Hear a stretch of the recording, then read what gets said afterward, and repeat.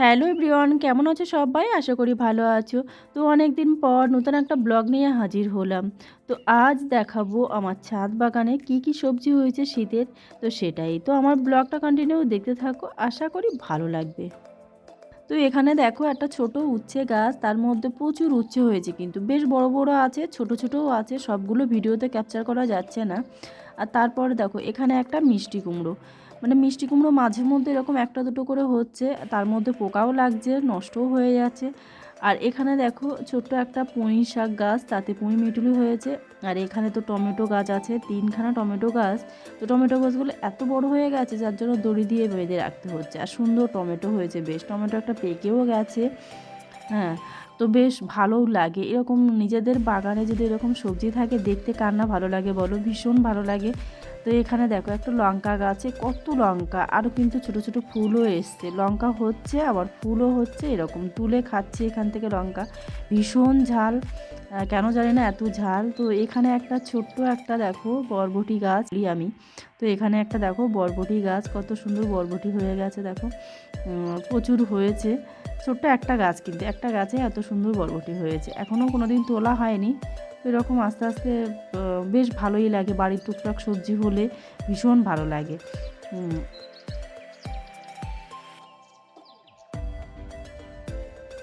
আর এখানে একটা হচ্ছে বোগেনভিলিয়া আছে, কি সুন্দর দেখতে লাগছে দেখো, দারুণ দেখতে লাগছে।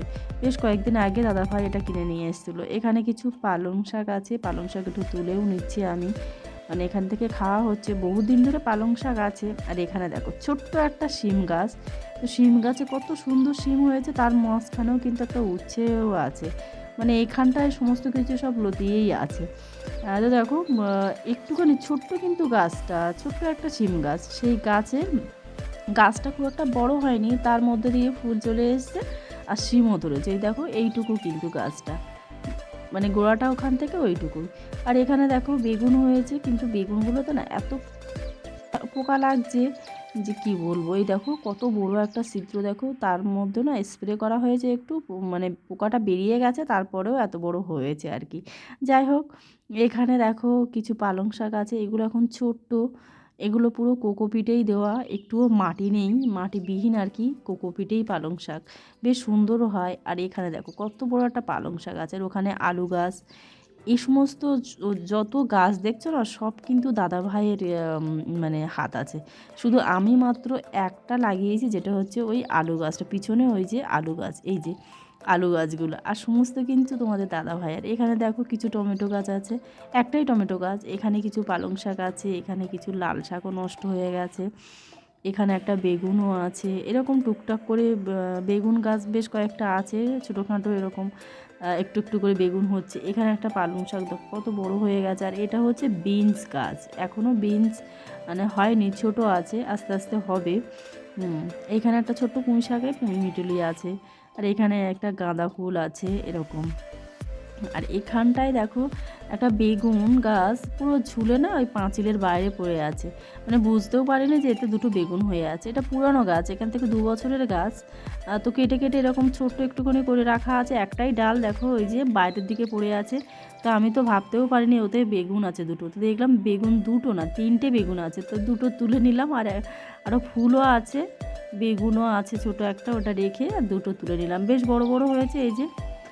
তো তুলে নিই, এটা 2 বছর আগের গাছ, ও কেটে কেটে এইটুকু করেই রেখেছি। আর এখানে আর একটা লঙ্কা গাছ আছে, তো এতে কিছু লঙ্কা পাকানোর জন্য রেখেছি, মানে বীজ ধরবো তাই। আর এখানে একটা বেগুন আছে, এরকম করে করে টুকটাক করে করে বেগুন উঠছে, কিন্তু পোকা লেগে যাচ্ছে প্রচণ্ড। মানে কোনো সার দেওয়া হয় না, তো সেভাবে কোনো স্প্রেও করা হয় না, ওই টুকটাক আর কি, বাড়িতে যেহেতু খাবো সেই জন্য। আর এখানে দেখো একটা টমেটো গাছ, আর কত বড় বড় টমেটো হয়েছে এই গাছটাতে, এই গাছটাতে বেশ বড় বড় টমেটো হয়েছে। তো এই টমেটোটা একটু তুলে নেবো, বেশ বড় লাগছে একটু, ওই জন্য তুলে নেবো, মানে খাওয়ার মতো হয়েছে মনে হয়, তো সেই জন্য এটাকে তুলে নিলাম। আর এখানেও দুটো আছে, বেশ ভালোই হয়েছে। ভালোই লাগে, কিন্তু এই যে গাছের সমস্ত গাছ দেখছো, এটা একটা লাউ গাছ সবে উঠছে। তো এই সমস্ত গাছ সম্পূর্ণটা তোমাদের দাদাভাই একটু সময় পেলে, স্কুল থেকে এসে সময় পেলে এই সমস্ত করে, আর সকালে একটু সময় দিয়ে যায় এর পিছনে। এখানে একটা লঙ্কা গাছ আছে, আর আমি শুধু একটু জল দিই, আমার জল দেওয়ার দায়িত্ব, জল দিই, আর কিছুই করি না, কিন্তু একটুও কোনো গাছও লাগাইনি নিজের হাতে। তো যাই হোক, আমার ছাদ বাগানে আরও প্রচুর গাছ আছে, সেগুলো আর দেখাতে পারলাম না, ভিডিওটা বড় হয়ে যাচ্ছে সেই জন্য।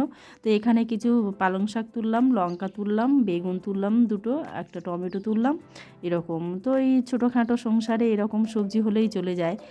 তো এই যে দেখো পালং শাকটাও তুললাম, কত বড় পাতা। তো এইভাবে আমাদের আর কি টুকটাক করে শাক উঠতেই থাকে, খেতেই থাকে, ভীষণ ভালো লাগে। বাড়ির সবজি তুলতে কার না ভালো লাগে, তাই না? তো তারপরে দেখো সন্ধ্যাবেলা একটু পায়েস করব। জন্মদিন ছাড়া তো এমনি পায়েস খুব একটা খাওয়া হয় না, তো কী বলো তো, এমনি দুধটা না একদিনের বেশি তো রাখা যায় না। তো নর্মালি দুধ সোনার জন্যই কেনা হয়, তো সোনা পিডিয়াশিওর খায় বলে, কিন্তু ও বলছে পিডিয়াশিওর খাবো না, তো কী করবো, জোর করে তো খাওয়ানো যায় না। তো সেই জন্য ভাবলাম এক প্যাকেট দুধ নষ্ট হয়ে যাবে, তো কী করা যায়, হঠাৎ মাথায় আসলো, তাই তো গোবিন্দভোগ চাল আছে, তাহলে গোবিন্দভোগ চাল দিয়ে পায়েসটা তৈরি করি। তো পায়েসটা খাওয়া যাবে, সন্ধ্যাবেলা টিফিনটাও খাওয়া হবে, পায়েসও খাওয়া হলো। জন্মদিন বা অনুষ্ঠান ছাড়া তো পায়েস খাওয়া হয় না। আর এই শীতের সময় একটু পিঠে পায়েস খেতে বেশি মন চায়, তাই না? তো সেই জন্য আর কি কোনো মানে যেমন ভাবনা তেমনই কাজ আর কি, হঠাৎ করে করে ফেললাম পায়েস, বেশ ভালো। তো গোবিন্দভোগ চাল দিয়ে পায়েস খেতে বেশ ভালো লাগে। আর গোবিন্দভোগ চালটা না একটু যদি কম ধোয়া হয়, মানে একবার হয়তো ধুয়ে নিলাম, নিয়ে গোবিন্দভোগ চালটা একটু ঘি দিয়ে ভেজে নিয়ে পায়েসটা করলে না টেস্টটা কিন্তু সম্পূর্ণ আলাদা লাগে, ভীষণ ভালো একটা টেস্ট হয়। গোবিন্দভোগ চালের তো আলাদা একটা সেন্ট আছে না, সেই জন্য যদি একবার ধুয়ে নেওয়া, চালটা তো ধুতেই হবে, তো একটু কম ধুয়ে আর কি চালটা যদি ভেজে নেওয়া যায় ঘি দিয়ে, না খুব সুন্দর হয়। তো পুরো প্রসেসটা আমি আর দেখাইনি, ওই কিছু দূর মানে কিছুটা করলাম আর কি, তারপরে মনে হলো তাই তো পায়েসটা একটু দেখাই, তো সেই জন্য আর কি ভিডিওটা করা, নাহলে শুরুর থেকে আর দেখাতে পারিনি, এই আর কি। তো এরকম দুধ আর চালটা মোটামুটি ফুটে গেছে, দেখো ভাতটা প্রায় আমার হয়েও গেছে, মানে পায়েসের ভাতটা।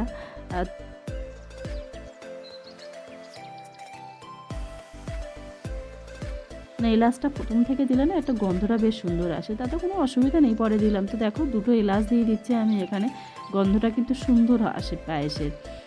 এলাচের গন্ধটা একটু সম্পূর্ণ আলাদা না, পায়েসে দিলে না গন্ধটা ভীষণ ভালো আসে, পায়েসের টেস্টটা কিন্তু ভালো লাগে, আর গন্ধটা ভীষণ ভালো লাগে। তো পায়েসটা মোটামুটি আমার প্রায় হয়েও গেছে, একটু হালকা রাখতে হবে, কেননা ঠান্ডা হয়ে গেলে না পায়েসটা একটু জমে যাবে, তো সেই জন্য এইরকমই রাখবো। দেখো একটু হালকা হালকা আছে, দুধটা টেনেও যাবে। হুম তো এবার তো এই যে পায়েস আমার রেডি হয়ে গেছে, দেখো একটুখানি ঠান্ডা হয়েছে, আর উপরে কালারটা দেখো কত সুন্দর একটা কালার চলে এসেছে, একটু ঠান্ডা হলে না কালারটা এরকম একটা হালকা ইয়েলো ইয়েলো ভাব চলে আসে, বেশ ভালো লাগে। তো এরকম গরম গরম সার্ভ করব পায়েস, শীতের সন্ধ্যা এরকম গরম গরম গোবিন্দভোগ চালের পায়েস খেতে কার কার ভালো লাগে, ভীষণ ভীষণ ভালো লাগে কিন্তু।